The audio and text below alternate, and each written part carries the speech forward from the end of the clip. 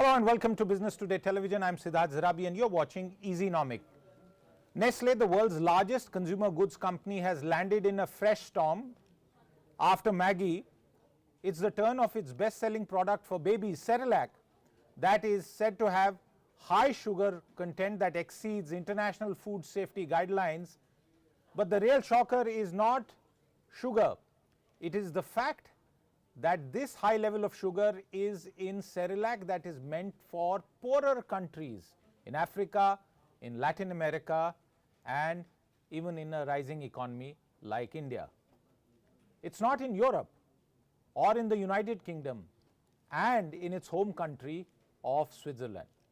The amount of sugar in these countries is in excess of what should ideally have been there.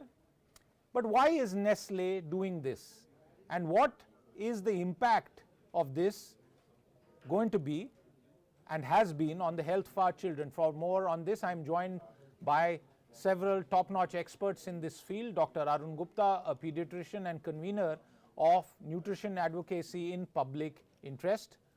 Professor Bejon Misra, Consumer Policy Expert. Revant Himatsingka, Health Influencer, who's been on a war of sorts against many of these misleading claims, labels and excess sugar content. We also have with us K.S. Narayanan, advisor to several brands in the food and beverage sector and also principal consultant in the food processing sector for Nexdigm. Thank you very much for joining us, but before I come to all of you, I want to bring in our own Chetan Bhutani and Sakshi Batra. Chetan, earlier today you broke the exclusive bit of news which had a straight impact on the Nestle stock. The stock reacted immediately after your news break, and that news break was on the government taking suo moto cognizance of these reports, this study, this international study. Tell us more about what the government is planning to do, which all ministries are involved, and what is likely out of this notice that the government seems to have taken. Well, absolutely, Siddharth. Nestle has again landed in soup after the Maggi controversy. We have the Nestle controversy of adding sugar in its infant food meant for small babies up to 3 years. Well, Siddharth, a two-part investigation is what my sources are telling me will be happening from the government's end. First is, of course, the FSSAI, the regulatory body for ascertaining food standards, and of course, which comes under the Ministry of Health and Family Welfare. Second part investigation would be led by the Ministry of Consumer Affairs. The Department of Consumer Affairs, to be in specific, would be directing the CAPA, the Central Consumer Protection Authority, to be leading the investigation through the DG investigation wing, which means, in fact, the FSSAI and the health ministries, and of course, the Department of Consumer Affairs will be leading this investigation. The second part would be the calling of samples all across the country. They would be sent to the scientific labs all across the country, which will be tested for the sugar levels that have been alleged to having about 3 grams per serving, which is, of course, very high as per WHO standards. It should be nil in every serving. So clearly, a two-part investigation would be underway as per my government sources, and the reports would be submitted to a scientific panel, which the government will soon decide. All right, Chetan, we'll let you continue to track this story in public interest, in the interest of millions of children and their parents and the overall health of this country.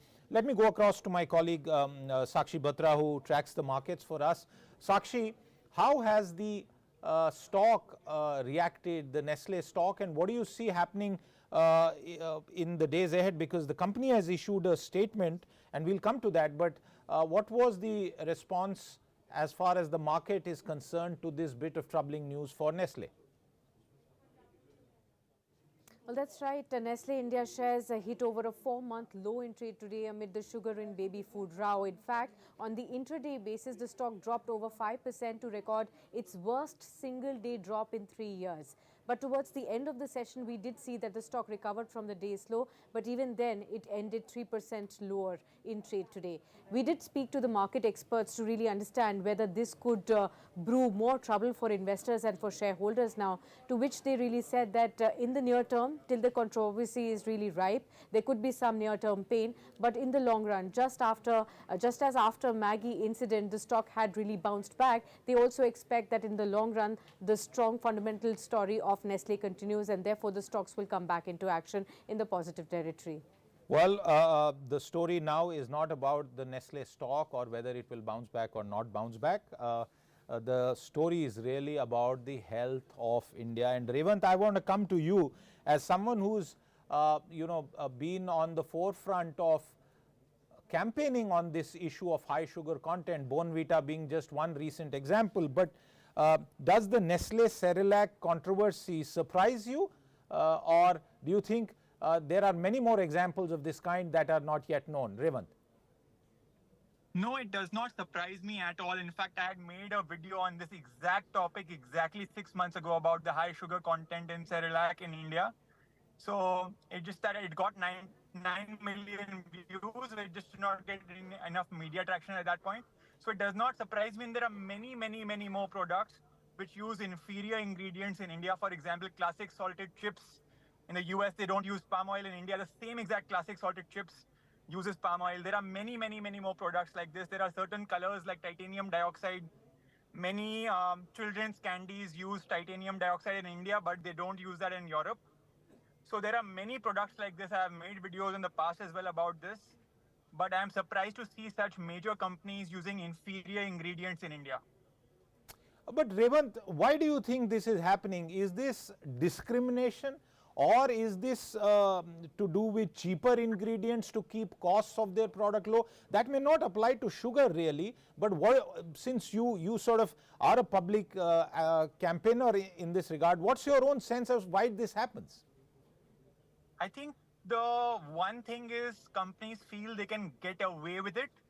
Like in Europe, they feel they cannot get away with it because the consumer backlash, the government backlash is slightly higher. Out here, the companies feel like even if they add sugar, the consumers also not checking how much sugar there is. There's not enough strong regulation as well. So I feel the companies feel they can get away with it. For certain cases, it's also the cheaper part. For example, the palm oil part, which I just said, that is also the cheaper element. That palm oil is much cheaper. So that also plays a role.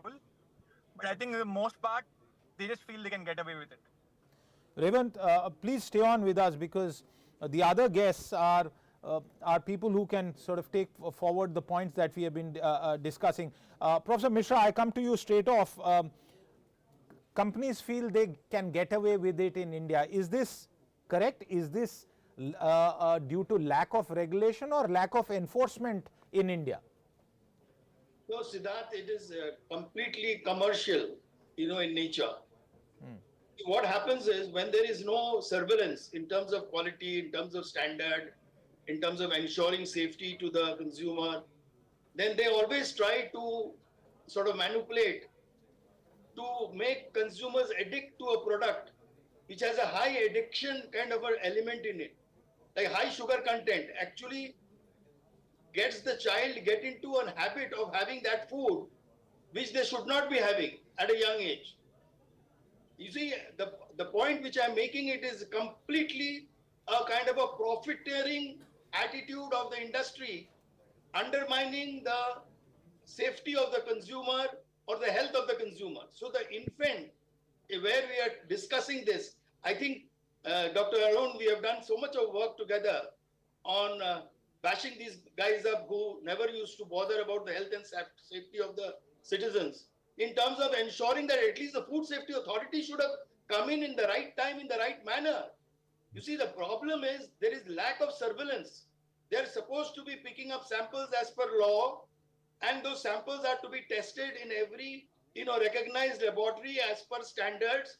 And they should have raised this issue rather than, a kind of a scientific journal talking about it. The authority, the Food Safety Authority, should have acted much earlier out of reports coming out of the samples which are being collected and which is mandatory as per law to be collected from the marketplace.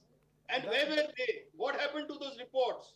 Where did those reports go? Who takes cognizance of this report? Of course, the regulatory oversight is to be blamed, but they cannot be lonesomely be blamed because industry also has a responsible role to play. Right. They have to be ethical.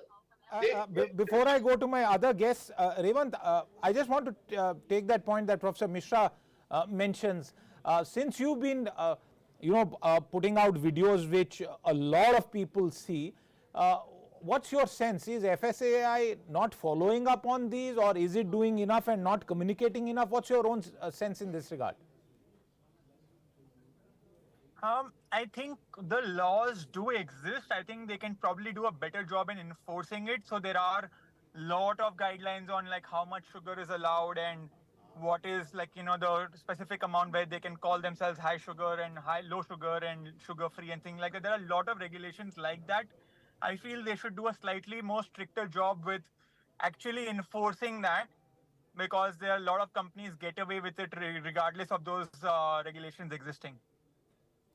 Okay, Revant, I'll let you go, but we'll keep coming back on this story to you. Now I come to Mr. Narayanan, because I want to take up the issue of health with Dr. Gupta after one comment from K.S. Narayanan. Mr. Narayanan, what is the issue here? Because is it because these companies are responding to Indian tastes? And what I mean by that question is that I have noticed, without taking the names of those brands, that, for example, colas in India actually taste sweeter than for the same brand versus overseas. So if you were to pick up a can of X overseas, I have noticed that it is much more sweeter in India. Is it that these companies are catering to some sort of sugar tastes in India, or is it profiteering and a sense of going ahead and exploiting a market like India where regulation enforcement is weak? So thanks for having me here. Let me answer it slightly differently. All the industry companies, etc., which are serving the consumers, I think there's a certain basic consumer need. The companies try to ascertain that and try to develop and formulate products which are delivering to the customer. And to the customer, I mean, is not only a product in terms of quality, taste, texture, all of that, hygiene, food safety and all of that, but also in terms of a price point to which, because India is certainly a very value conscious market. So you would also possibly see international brands, the same brand serving here, possibly has a different taste profile as such, purely because of the different ingredients being used and the different price segment that they are addressing. So that clearly is the case. But here, number one. Number two is that when it comes to your food FSSAI authorities and the laws which are there, these are by and large, I think we've harmonized it to form international codex standards. So I'm fairly certain with Nestle, with operating in some 150 plus countries, have a lot of food regulatory experts who would have gone through the product and ensured that it complies with the laws of the land. So if you go through a FSSAI specifications on baby food, etc., there would be a lot of specifications in terms of the type of packaging to be used, type of inert gases to be used, ingredients to be used, how much to be used, and all of that which is there. So, and that's where number one. And number two is, have they also followed the labeling declarations? Have they declared in the label in terms of what is the content of added sugar and so on and so forth? So all of these really come in. Yes, so what they have clearly possibly done is that looked at the law in its entirety and developed formulated products to ensure that it meets the local laws. Now, whether the authorities should have checked it, etc., I'm fairly sure if they check it, maybe they will get it within the declared range which is there. So no, that's an important point, Mr. Narayanan, because I just want to read out one line from the Nestle India statement. They have issued a statement which says that compliance is an essential characteristic and we will never compromise on that. We ensure our products are in full and strict compliance with Codex, which is the international standard, and local specifications as required pertaining to requirements of all nutrients, including added sugars. Dr. Gupta, why I'm coming to... That's a very important aspect, because these are global brands.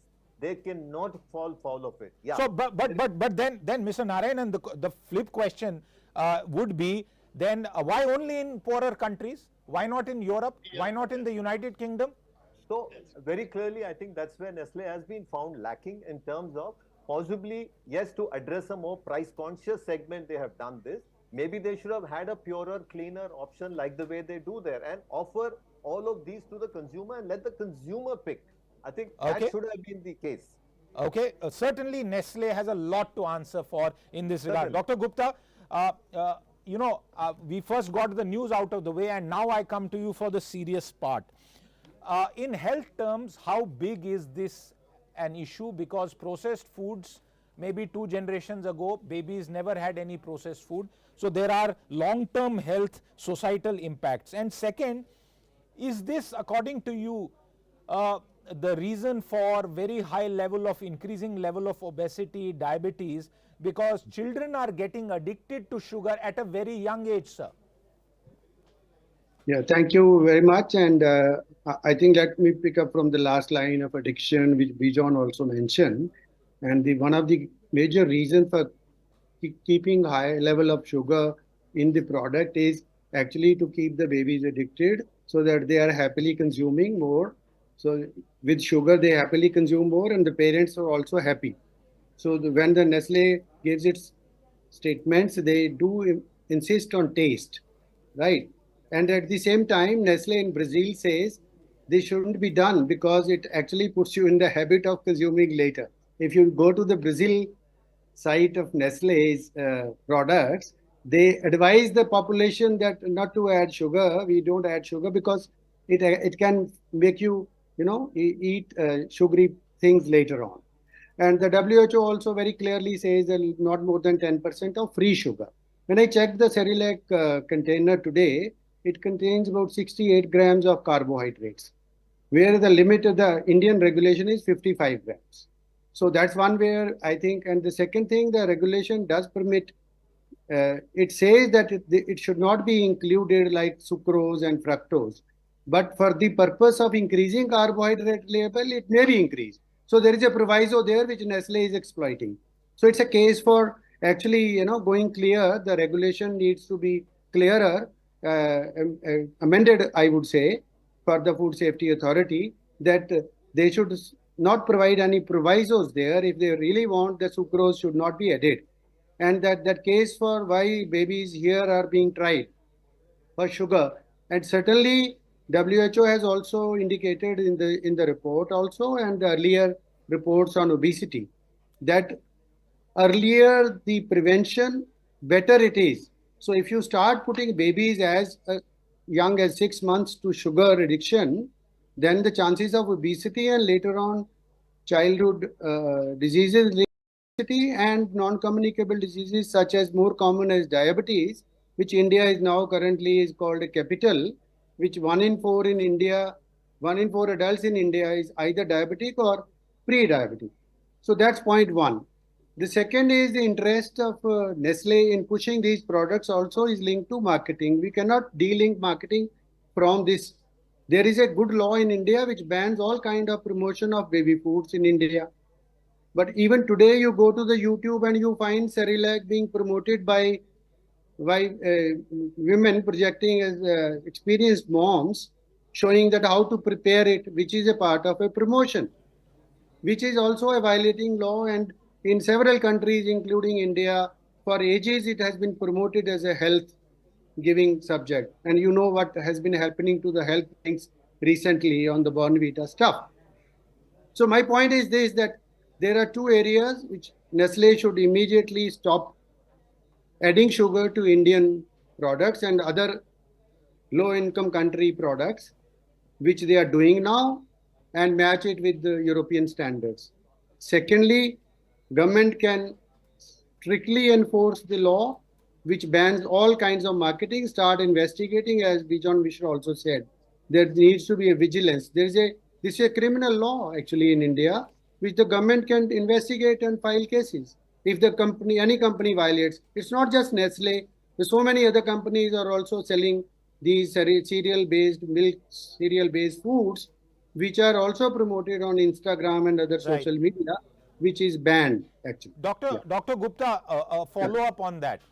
Yes, I have seen instances overseas where newly born babies and the doctors actually bar in the United States or in Australia parents from feeding any sugar in any form to their newborns. And they clearly say that you shouldn't do it for a certain number of years.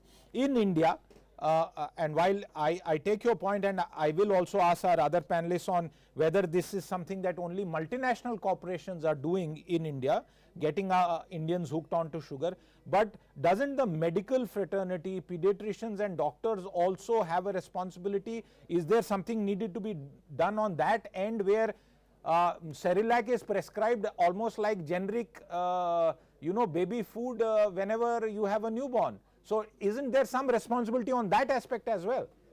I totally agree with you. At the same time, a couple of years back, Indian Academy of Pediatrics has issued a guideline where under 2 years, no sugar be added to food which you give at home or you package food. All the packaged foods have either high salt or high sugar, right? So the consumption of them is rising by annual rate of about 13% according to WHO recent report. So India is actually currently suffering from this rising epidemic. So other countries are also seeing that. Within India, National Institute of Nutrition also advises not to add additional sugar. So of course, pediatricians and other doctors have this responsibility. There is no, the law which I mentioned also does not allow any sponsorship now, which was earlier being practiced by the, many companies making baby foods were sponsoring meetings of doctors, which is now not happening. I'm sure slowly this will get out of the range of prescription as the people, including doctors, learn more and more about this. And nobody is looking at the content list, which I mentioned, that there is 9.1 grams percent is the added sugar, 23.5% is which means 1/4 of the Cerelac Diba is sugar, which is total sugar. One-fourth of a Cerelac box is sugar. Dr. Gupta, there must be so many parents who are watching or will watch this show who will jump out of their skin when they hear this, because it is a huge issue. Bejon Misra, I'm coming to you. Is this only multinational corporations that are doing this to our children in the pursuit of profit? Do double standards only apply to them, or is everyone here in the game taking people for a ride? No, see, Siddharth, the law is neutral. Law is non-discriminatory. It cannot be that only you target the big brands. You see, unfortunately, the enforcement agencies, they target the big brands because they want to show that they are very active and visible.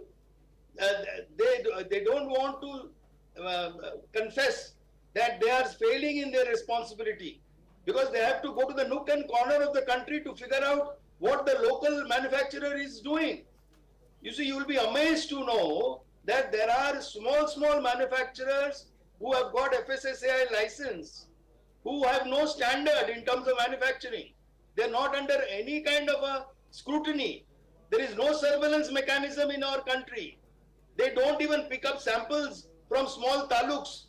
They only pick up samples from big stores, multinational or multi-brand stores, malls, just to show that they're active and they're awake. But they're not. There is a network of food inspectors in all the states. And today the numbers are increasing. There are more and more people getting recruited to do this work at the state level. And the states are completely out of the loop. They are not trained. They don't even know how to collect a sample. They don't even know which is an authorized laboratory. They don't even know what is the methodology to be adopted to do the testing. So there are a number of loopholes in terms of capacity within our country. And that is why the consumers are highly dependent on the media like you all to be made aware. And I'm very happy that we are having this conversation, because at least the viewers who are watching us today, they will come to know how kind of a dreadful environment we are living under. You see, the point which I am making is there's a large element of awareness to be built. And when we talk about codex, it takes 20 years. I have attended several codex meetings. To put a word like shall or should, it has taken 3 years. And countries are still struggling to get laws. but it doesn't stop the state or the member country to bring in a law. So what stops FSSAI to bring a strong law? You see, and then we can talk about harmonizing with the world. Bejon Misra, since you talk about what stops FSSAI from law, the government may have to answer that, but perhaps we have seen the debate on sugar also in India as far as we are concerned.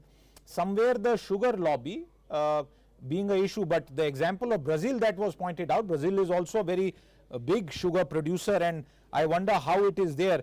Mr. Narayanan, I am coming to you on one more point, which is, do you think that this is also an issue of lack of complete disclosures by Nestle in the Indian market, a market where it has been for a lot of time, and as it says in its statement that it's been providing the best nutrition to consumers in India for over 100 years and would always maintain highest standards.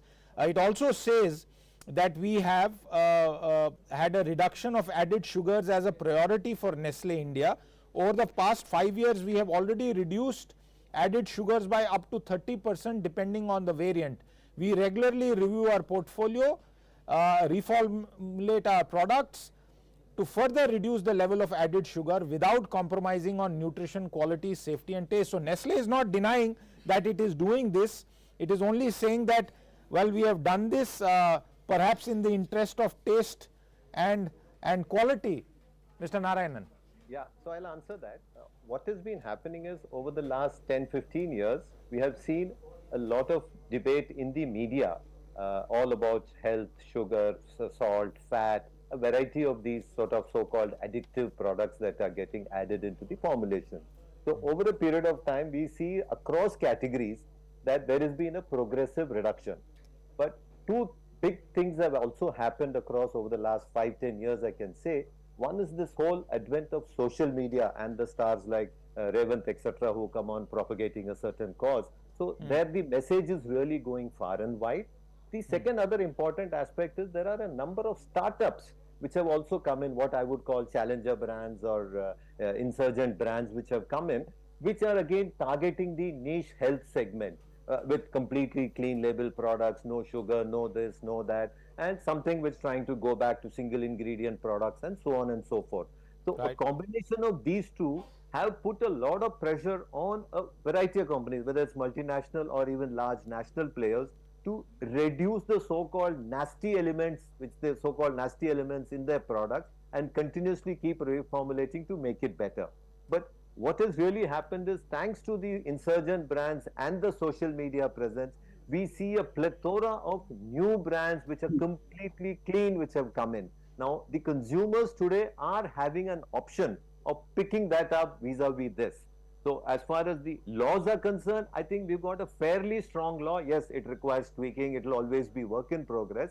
But the issue is that you clearly need to sort of develop products, ensure you are in full compliance, whether it's a national or a multinational company. That's immaterial. The law is equal for everybody. Right. But over a period of time, I think we are seeing a lot of newer brands coming in, and as a result, a lot of bigger brands have been forced to either cut sugar, cut salt, cut fat, a variety of these things, and as we keep progressing, so that the health of the nation doesn't really suffer. Absolutely. Bournvita is not a health drink. That is the advisory that the Commerce Ministry has made in the most recent past, and thankfully, again, I have grown up drinking Bournvita, so I didn't know it, and I frankly also hated milk and anything added to it, but let's leave that for some other time. Dr. Gupta, I'm coming to you on the question of enforcement and action. Recently, the top court, the apex court of the country, went after Patanjali on a certain matter and on claims, and we are not getting into what the court said and why it said. But if Patanjali can be taken to task, what about these large, powerful multinationals and the sugar lobby also? Are they escaping, scrutiny and action and enforcement?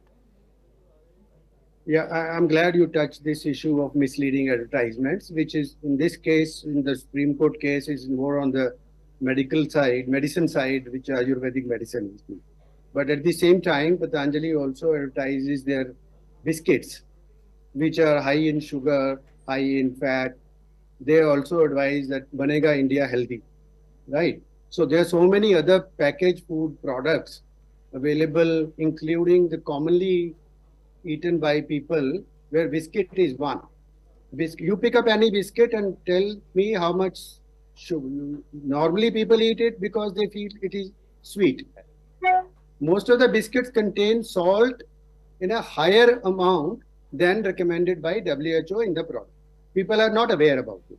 So there needs so advertisement regulation is required. The country's current advertising policy does not make any advertisement to take down, despite the fact that all the advertisements of food products are misleading in nature, because the Consumer Protection Act says an advertisement is misleading if it does not reveal the most important information. I'm talking about advertisement, not on the label. Advertisement agar nahi bata, so for a food product, the most important information is either sugar or salt or saturated fat. So none of the companies is complying, and they are all doing misleading advertisements. So government needs to come clear on this particular legislation, and it is recommended by media also. A few days back, Times of India did a wonderful editorial on this, that it's not people's choice. People don't make choice just out of the window.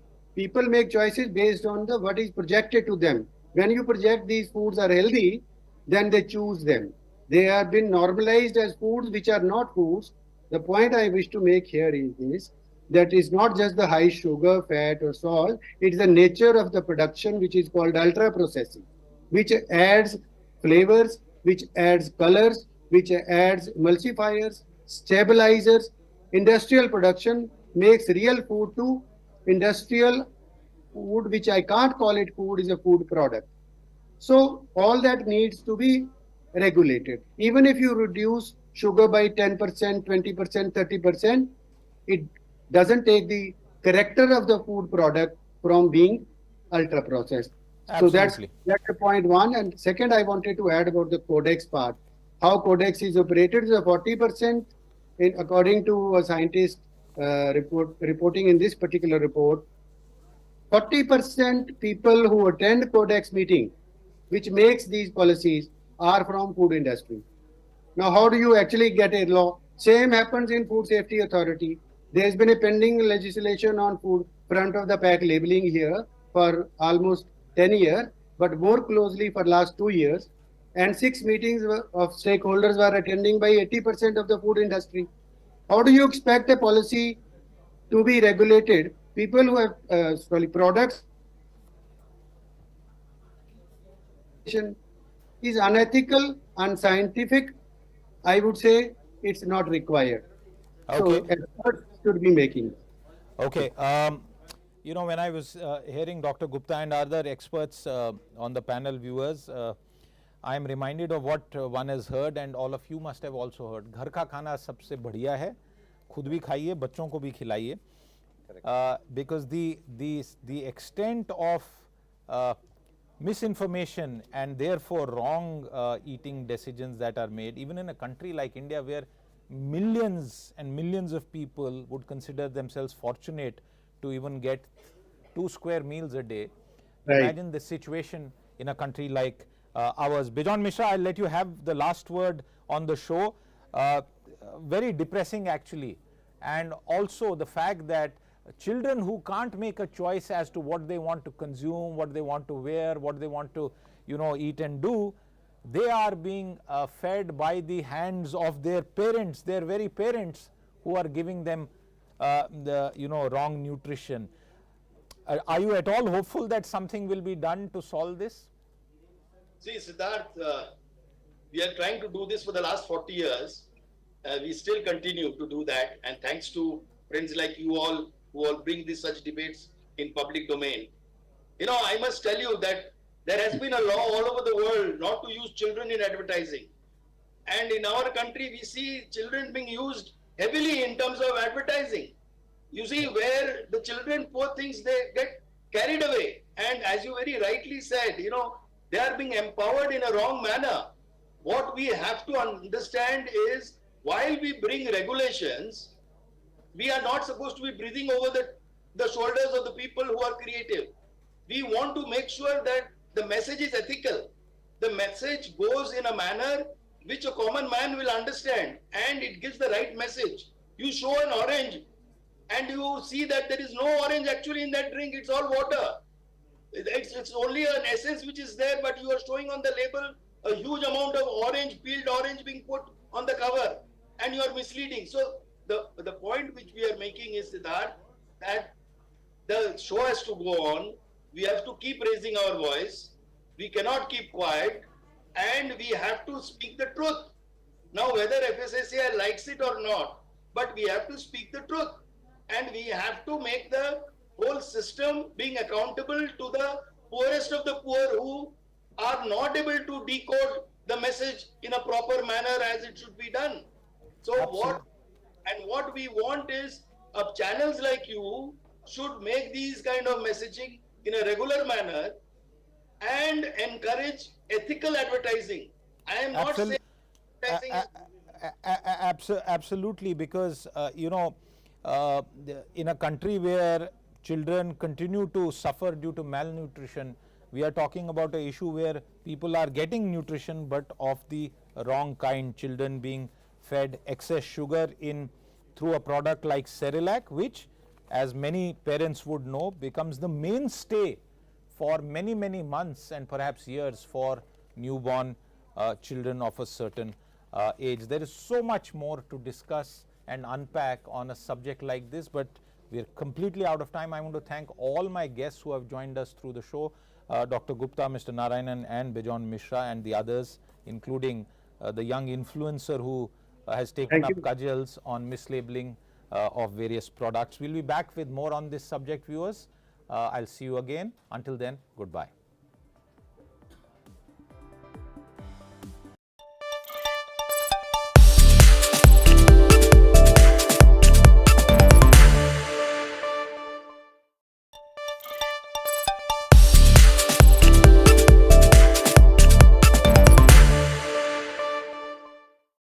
As one of India's most diversified conglomerates, the Aditya Birla Group has constantly and consistently been at the forefront of India's path towards economic development,